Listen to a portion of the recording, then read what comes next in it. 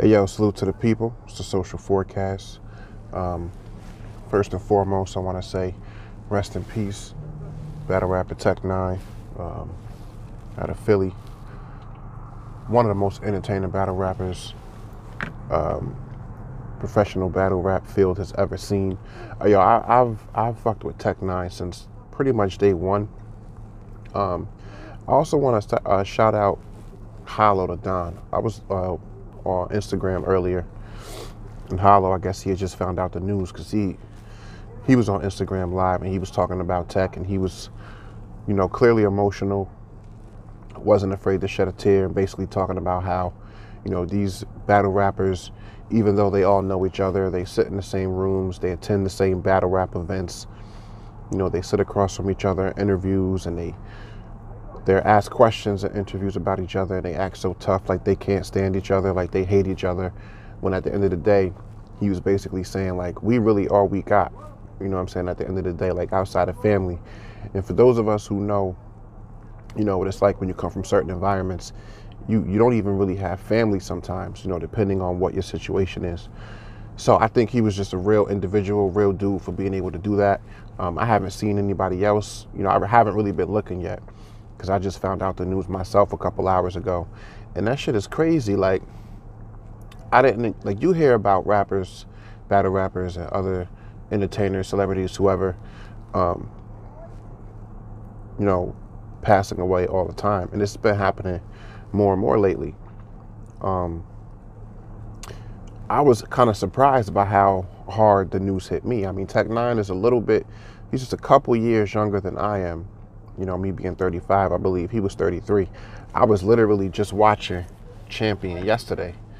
He was getting ready for his upcoming battle. They was promoting and everything, and he was in high spirits. And it's funny though. See, the reason why I wanted to do this blog was not just to throw up my rest in peace to Tech9 and condolences to his friends and family and all that, and the whole battle rap community, because the rappers, the people who are involved in the organization, the people who are involved in these different events and get to see the behind the scenes and deal with each other day in and day out, they know, the presence of a Tech9. They know what he brought to battle rap. It's a respect that I believe the majority of the battle rap industry have for him.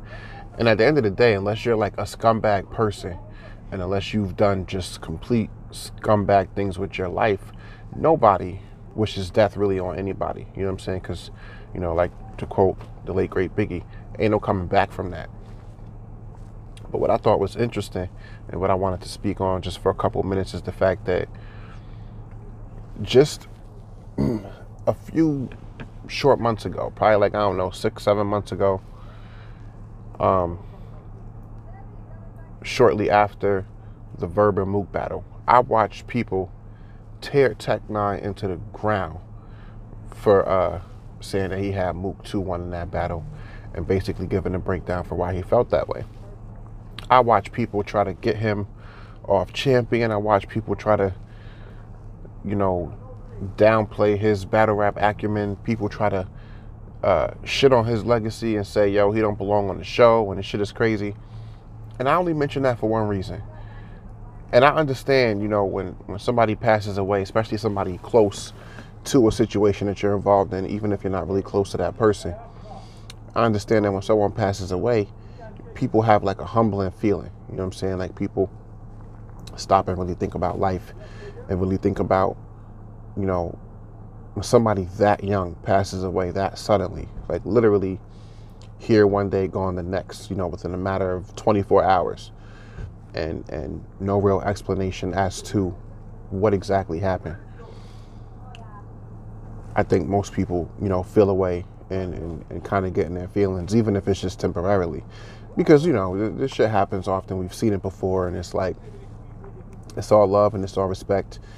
And then people are right back to the hate, right back to, destroying themselves and each other and tearing each other down. But what I thought was crazy is that, like, even though it's human nature to look at your own mortality when something like this happens, and I think for me, that's part of the reason why I took it so hard, because it's like, yo, with all of the goals and the plans I have, what with my platform and with other things that I'm doing off my platform and with my writing and all these other different things with the books and shit. It's like my message to everybody watching this, if you made it this far through, is whatever dreams you have, whatever goals you have, literally get on your grind today, like yesterday, because you literally could be here today, gone tomorrow. And the only thing you really have that will outlive you, if you don't have kids, of course, is the legacy that you leave behind. What you do while you're on this earth that will outlive you. For someone like me who's a self-published author, even if one person only ever reads the books that I've written, the ones that I've published so far and the ones that I'll continue to publish, and even if only one person ever sees my content, listens to my podcast and what have you, or have gotten a chance to sit down and speak to me for 5 minutes to know what my spirit is like, or if it's thousands or hundreds of thousands of people, those words I put a lot into. My content I put a lot into. And my message to everybody would be, really get on your grind and follow your dreams, because you could be here today feeling healthy, happy, smiling, planning for the future, and then tomorrow, before you even realize what's going on, you could be gone. And that goes for anybody and everybody. And I've always been a type of individual who's all about love and respect and, connection and bringing people together and being here for one another. And I just think it's time we just all get on that same wave, because fuck all the trolling and the hating and the belittling we do, and the wanting to shatter each other's dreams, when we see people doing shit that we don't have the balls to do, or that we haven't been able to become successful at. I mean, that's all cool. It's all part of the game. You expect certain things to come with life. It just is what it is. But at the end of the day, shit really is petty. Like, why spend time breaking the next person down? Why spend time shitting on the next person's dreams? Why spend time talking about what somebody else is doing when you could be doing something yourself? So for anybody watching this, anybody hearing this, get on your grind now, because you just never know, yo. And we're dying younger and younger. It's true. No matter what the situation is, it's like the people in my generation just aren't living as long as they should. You know what I'm saying? I done lost friends. I done have people who I went to high school with, people who I were close with, who aren't here anymore, while I'm living my life, building my family, and trying to put together a future and something that I could pass down to my kids. And I want the same for everybody. Anyway, salute to the people. Salute to everybody who subscribed to my channel. If you haven't already done so, if you're passing through for the first time, I invite you to stay a while. It's the real shit that we talk on this platform day in and day out. I've been away for a little bit. This was, I guess, the wake-up call, that I needed for me to get back on my shit. I'm busy 24/7. I'm out here working and moving and doing things. But, I got to remember not to neglect the platform, because this is the platform that I'm trying to build to really create, the lane that I'm trying to create for myself and for this social forecast brand. So I salute to y'all. Anybody and everybody who stops through and watches my content, listens to my words, I fuck with y'all. Love y'all all to death. Peace and love.